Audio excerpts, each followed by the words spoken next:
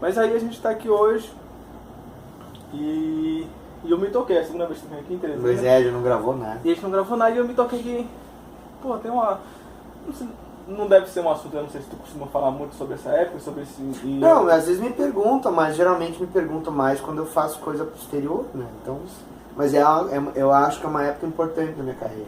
Pois é uma época que é o início da década de 90, meados da década de 90, 94, 95, que nessa época eu tinha 12, 13 anos, estreou o Cavaleiro do Zodíaco, era uma loucura, e aí chegou nas bancas da revista Herói, a revista Animax, e aí isso criou uma geração, né, cara? Eu diria assim que a reentrada da animação japonesa no mercado, na TV aberta, ela gerou uma reação em cadeia que reaqueceu a produção de quadrinhos no Brasil, a ponto das editoras que não tinham licenciamento desse material requisitarem para seus artistas colaboradores materiais com essa estética.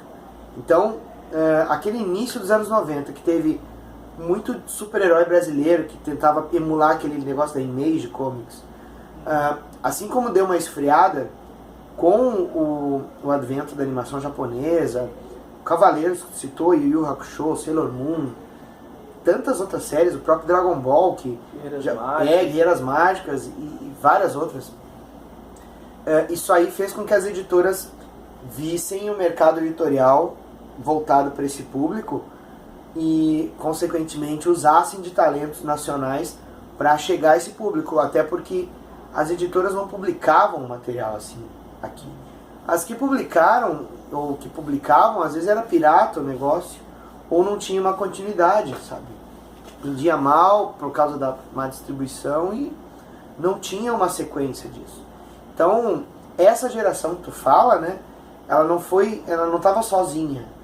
Tu tinha autores que já eram atuantes do mercado, por exemplo, o Arthur Garcia, sim, na Scala, ele trabalhava com a adaptação do Street Fighter, né, junto com o Nagado. O Cassaro também estava trabalhando com material, e nessa questão das revistas de reportagem, como Herói, como Animax, como Heróis do Futuro, tu tinha muitos colaboradores ali que acabaram surgindo dentro do grupo de leitores dessas revistas, né? As próprias editoras pediam para os editores instigarem o público a mandar material para tentar botar publicações, né? E aí a gente teve nomes como o caso da Erika Wano, da Denise Akemi, do Eduardo Francisco, de vários outros caras, do PH Santos, que surgiram. São todos os nomes que surgiram, assim, porque surgiu a Animax, uma das revistas da Animax. Eu tô falando da Animax porque, pessoalmente, foi a que mais me tocou. Uhum. Eu virei fã da Animax, assim, de acompanhar, de assim, se você gostava de animação japonesa, você gostava da Animax. Porque a Animax, ela tinha aquela linguagem safo, né? Que era justamente os textos do Zé Roberto. Sim. Tu tinha também aquela visão apaixonada de colecionador, de entendedor do assunto, que era dos textos do Peixoto. Com temas diferentes, que apresentavam outras críticas, e assim, posturas. E assim como tu tinha aqueles animes que estavam, vamos dizer assim, fazendo um bom apelo na TV, tu tinha um monte de coisa obscura que tu veio a conhecer por causa da Animax, né? Sim. Tu tinha ali séries que, tu nunca tinha ouvido falar, e aí tu ficava sabendo que tinha mangá, que tinha live action, que tinha um bocado de coisa. É verdade. E aí eles tinham uma postura de incentivar as pessoas a participarem, a criarem clubes, criarem grupos, né? Então assim, eu comecei a participar de um grupo em Teresina porque eu vi a Animax. Uhum. Eu conheci desenhistas daqui de Teresina, porque a Animax publicou na seção de cartas e tudo, os desenhos da galera, que inclusive é o Will, né? Que desenhou Madenka hoje, fez um material, então ele era o grupo clã, Clube Diamante de Mangá. E aí era num bairro distante do outro lado da cidade. Eu pegava 2 ônibus para ir para lá na casa dos caras, ia todo final de semana. Os grupos, né? Tem uma outra coisa também nessa época que quem viveu essa época sabe muito bem, que era o quê? As exibições de anime na casa de alguém, ou num museu, ou num centro cultural, etc. Lá em Porto Alegre, por exemplo, a gente tinha o curso do estúdio, ali no Museu de Comunicação, mas a gente já organizava sessões de anime. Conseguia de fansubers, né, séries que não passavam no Brasil, e fazia essas exibições. E, cara, tu reunia 40, 70, 100 pessoas no auditório. E aí, claro, com a cultura do download, do pessoal começar a baixar torrent, foi morrendo esse esquema socializante que tinha, né? Porque você conseguiu um VHS e... Pô, cara, tinha assim, galera, eu te gravo esse anime se tu me conseguir uma fita virgem pra eu te gravar, e uma outra fita porque eu vou usar pra gravar outro negócio, cara. E tinha o milagre da multiplicação dos minutos, né? Que o pessoal gravava em EP, né? Aí ficava aquele desenho com aquela imagem ruim pra caralho, assim, mas que tu via. Assim, uma coisa que é curiosa, que o pessoal da Animax incentivava, que era a produção independente. Isso. Eles inclusive criticavam quem faziam cópias de desenho nas sessões, né? Eles voltavam, esse cara aqui copiou esse desenho. Esse cara chupinhou o desenho e tal, né? Exatamente. Eles eram muito escrotos, incentivavam as pessoas a produzirem. E eu me lembro que teve uma matéria sobre... Essa daqui, inclusive. Sim, essa aí. Uma matéria sobre X-Men, né? X-Men a versão mangá do X-Men, que eles falaram que o Japão fizeram isso. E eles fizeram o que eles falaram que os japoneses faziam, que foi comprar o direito da... Inclusive, essa matéria ela ocorreu porque quando o Peixoto esteve lá no Rio Grande do Sul, ele esteve visitando um evento que eu fui um dos organizadores do Quadrimania. E aí a gente conseguiu esses volumes, né, do X-Men japonês. E aí quando ele viu, eu falei, cara, isso aqui tem que virar matéria, meu. O pessoal tem que ver isso aqui. E eu me lembro que na época o pessoal via nas sessões de anime as aberturas japonesas do desenho dos X-Men que passavam no ocidente. As aberturas japonesas eram foda, daí quando tu ia olhar o desenho mesmo, ficava assim, cara, que houve, né? Era aquele efeito Thundercats, tá ligado? Sim. Que a abertura era foda pra caralho. Aí tu olhava o desenho e ficava, não é a mesma coisa. E aí eles fizeram nessa matéria, inclusive tentou aqui, essa matéria de que ano, não é, cara, essa revista? Acho que é 96, uma 95. Coisa assim. Que quando teve esse 96, evento, né? Foi 96. Quando teve, aqui tem tu aqui com a galera produzindo Dojinshi. O zine que eu fazia. Na verdade, o editor do Dojinshi era o Marcos Pinto, né? Que a gente dava aula junto, tudo, e ele sempre foi apaixonado por mangá. E aí ele resolveu fazer o zine, e eu me lembro que a gente fazia histórias lá, e a gente mobilizava muitos alunos ali do curso também que gostavam do traço de mangá, pra experimentar fazer uma HQ e botar no Dojinshi também. E era um zine de respeito, assim, cara.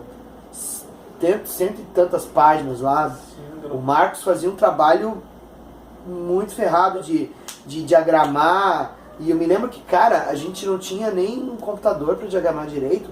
O Marcos fazia um negócio que eu achava do caralho, assim.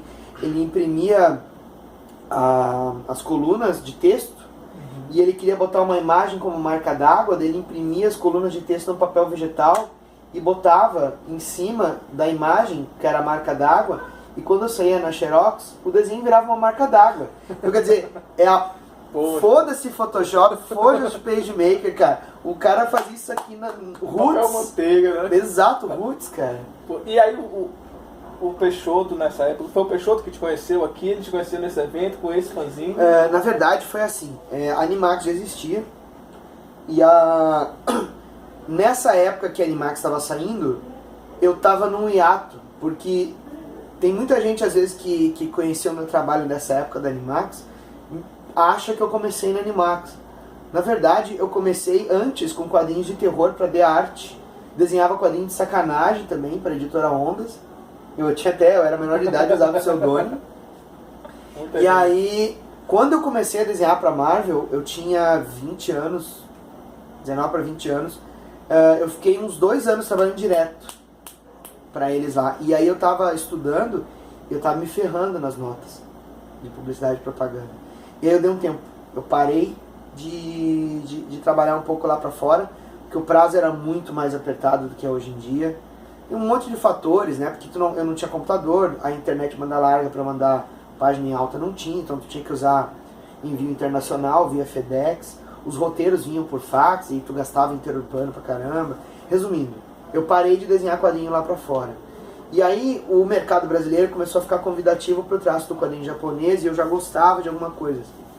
Então era muito mais fácil, tu usava um correio local para mandar original. Ou então tu queimava ali uma mídia com as tuas páginas em alta mesmo, mandava aquele CD para editores, os caras diagramavam lá a revista. E aí eu me lembro que eu mandei páginas do Dojinshi, de uma HQ que eu tinha feito pro Dojinshi, para eles divulgarem o zine. E eu me lembro, eu falei, Max, eu vou mandar, né, o material lá para eles divulgarem.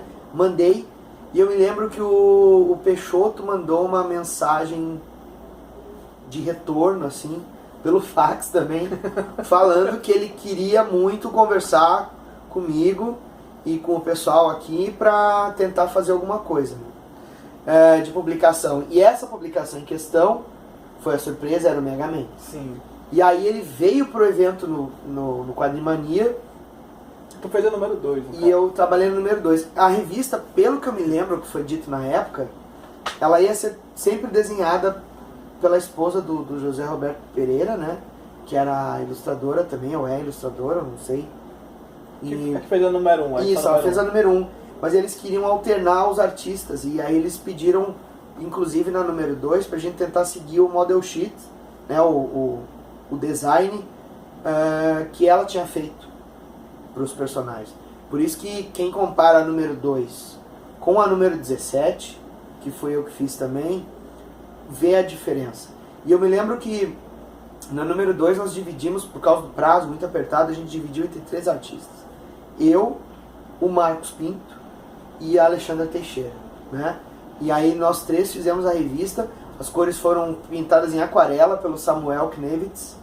E aí a gente mandou as páginas, saiu e eles deram sequências, botaram a Denise Akemi, botaram a Erika Wano. Pois é, eu costumo dizer que o Rogério Hanata, que pra mim foi um dos melhores artistas. Erika Horita também, que eu acho. Erika Horita. Muito, eu costumo dizer que a revista do Mega Man é um catálogo mesmo de uma galera muito boa. Alguns se destacaram, outros. Poxa, o Edu, você, E depois disso tu fez o Dungeons Crawlers com. Isso. E aí o Dungeon Crawlers, ele foi aquela vontade de fazer algo no Brasil, aqui de novo, e dentro de um universo consolidado, que era o universo de Tormenta, né? Antes disso, teve 2 mangás que eu me envolvi no projeto por uma questão de amizade junto ao pessoal da Mitos Editora, assim. Mas eram ideias que hoje em dia, eu vejo, eu não acreditava mesmo, que era o caso do Dragon War e Brasimon, que se alguém tem um exemplar disso, velho, parabéns, porque esse negócio que deve ter sido incinerado, não vendeu mal pra caralho. E até o Dragon Warrior tinha um outro roteirista e o Brasimon nem ia sair.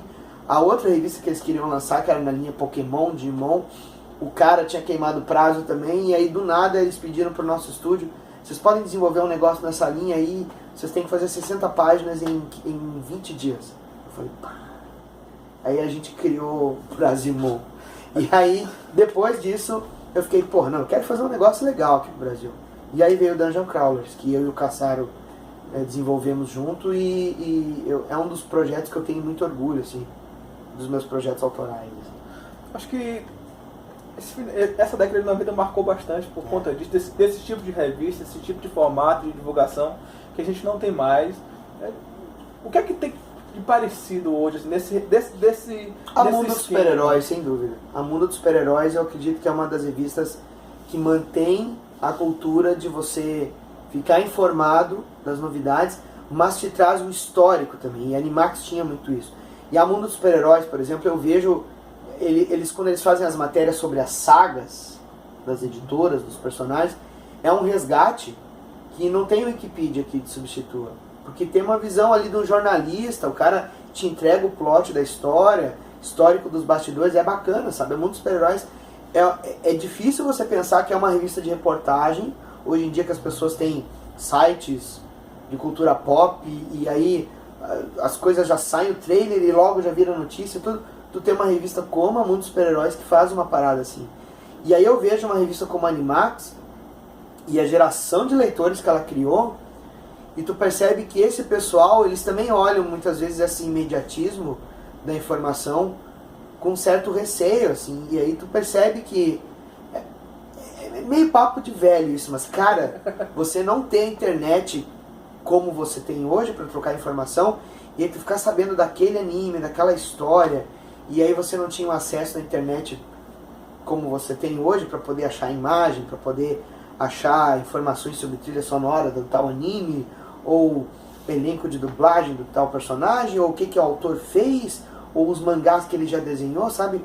A Animax, ela tem o seu mérito gigante por causa disso.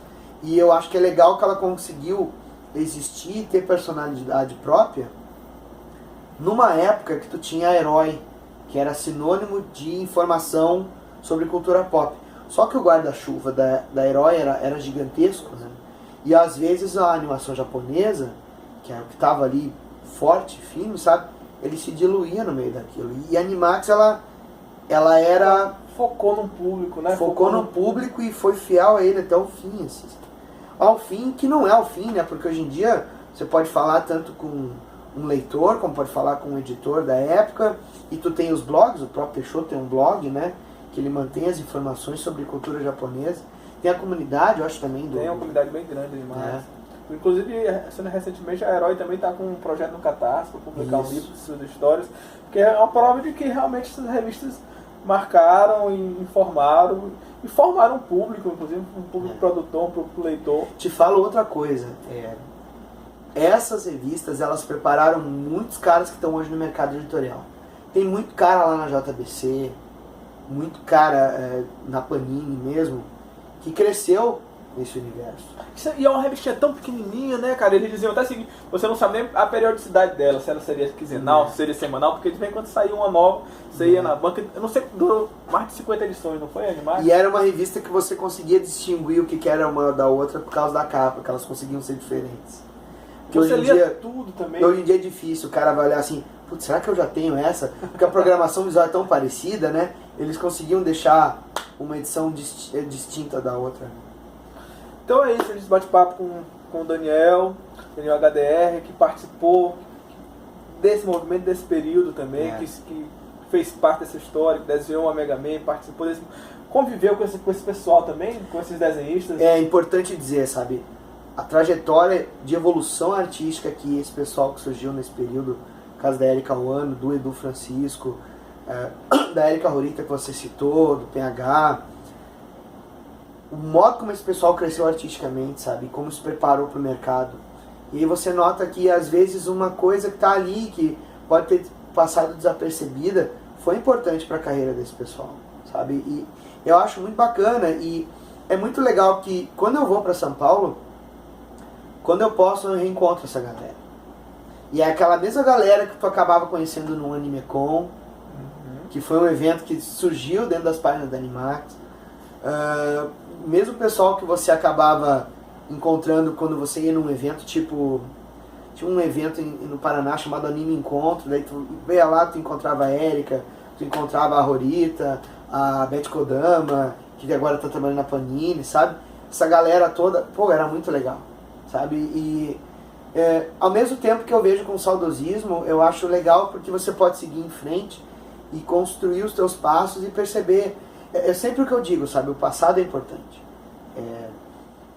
Para todo mundo, seja um autor, seja um leitor, esse resgate, tu ter esse referencial e poder perceber o quanto você aprende com ele é importante.